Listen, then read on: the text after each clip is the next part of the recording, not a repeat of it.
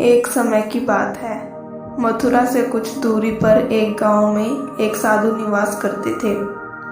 वे सच्चे भक्त और परम तपस्वी थे। उनका दिन रात भगवान श्री कृष्ण की भक्ति और ध्यान में बीतता था। गांव के लोग उनका बहुत आदर करते थे और उनके उपदेशों को अपने जीवन में अपनाने का प्रयास करते थे। गांव के पास एक जंगल था जिसमें दुष्ट राक्षसों का आतंक फैला हुआ था। वे राहगीरों को लूटते और गांव के भोले भाले लोगों को परेशान करते थे। साधु जी भी प्रायः उस जंगल के पास बैठकर ध्यान करते थे। एक दिन जब साधु जी जंगल में भजन कर रहे थे, तब राक्षसों के एक समूह ने उन्हें घेर लिया। उन्होंने साधु जी का उपहास करते हुए कहा, हे साधु, तुम्हारे भगवान कहाँ हैं? क्या वे तुम्हें बचाने आएंगे? आज हम तुम्हें यहाँ से जीवित नहीं जाने देंगे। साधु जी ने निडर होकर कहा, जो अपने भक्तों की रक्षा करता है वह परमात्मा मेरे साथ है।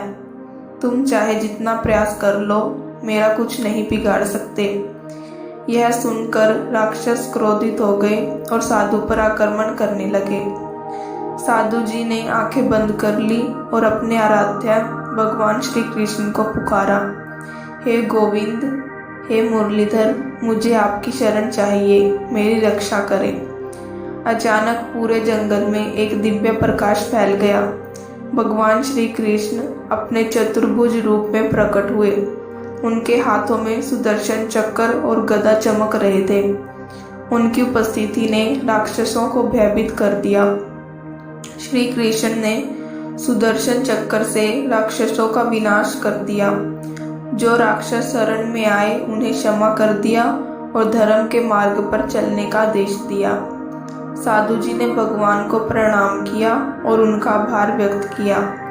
भगवान श्री कृष्ण ने साधु जी से कहा, जो मुझ पर सच्चे हृदय से विश्वास करता है उसकी रक्षा मैं स्वयं करता हूँ। तुम्हारी भक्ति और तप ने मुझे यहाँ आने को बाध्य कर दिया।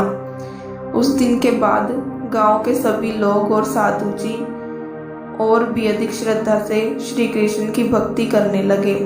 भगवान की महिमा गांव-गांव में फैल गई। यह कथा हमें सिखाती है कि सच्ची भक्ति और विश्वास से भगवान सदैव अपने भक्तों की रक्षा करते हैं और उनका कल्याण करते हैं।